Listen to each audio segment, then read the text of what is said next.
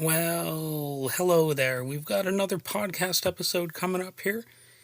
This is going to be titled Embers of Emotion, Understanding Anger, Grudges, and Space. So, I would be lying if I said I am in complete control of my anger or anything like that. I can definitely get angry, boil over with rage, in fact. But in a way, that's one of the reasons why I should, talk about this because I've lived it. It's part of my experience, perhaps even my daily experience. So, why take advice like that from somebody who's never dealt with any sort of anger issues, right? So, yes, I would be hypocritical if I said, oh, I'm Mr. Peace and Love at all times or whatever, because I am definitely not. But I'm basically going to start with a quote from the Buddha, which beautifully illustrates the nature of anger and its consequences. When he says, quote, holding on to anger is like grasping a hot coal with the intent of throwing it at someone else. You are the one who gets burned. He's emphasizing several key points in that tasty little quote. It's really thoughtful. He's dealing with the nature of anger. So, anger, like a burning coal, is inherently destructive.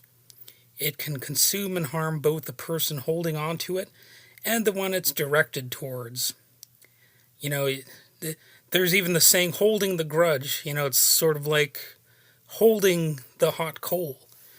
There's even a physical aspect to the expression of holding a grudge itself. And then, of course, it's suggested that letting go could be something that could be good for you. So, Buddha's teaching encourages letting go of anger and cultivating compassion and understanding instead. By releasing anger, we free ourselves from its grip and pave the way for inner peace and harmony, or something like it. It's not really like there's typically a clear point in a person's life where they're like, oh, I've reached inner peace or whatever, but you can come pretty close sometimes, and I think that's really about as good as you should expect to find. And the quote serves as a powerful reminder of the destructive nature of anger and the importance of practicing things like forgiveness, compassion, and letting go. Like even if you can't forgive somebody, even if you kind of lack compassion or you feel burnt out, maybe you can at least do the letting go part and, just like forget about it. So it also partly comes down to a question too.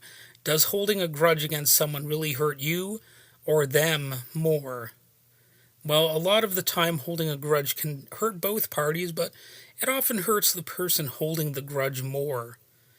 And that's because when you hold on to anger, resentment, or bitterness towards someone, it can negatively impact your mental and emotional well-being. Sometimes it's almost like they win if you have those types of feelings. It can lead to increased stress, anxiety, and even some physical health problems. On the other hand, the person you're holding a grudge against might not even be aware of it or may not be affected as much by your feelings.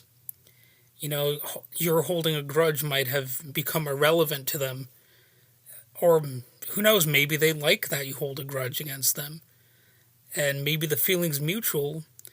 And in that case, it can be something that can become destructive in some obvious ways. It could lead to, physical altercations, arguments, and a lot of different varieties of harm can spring from that.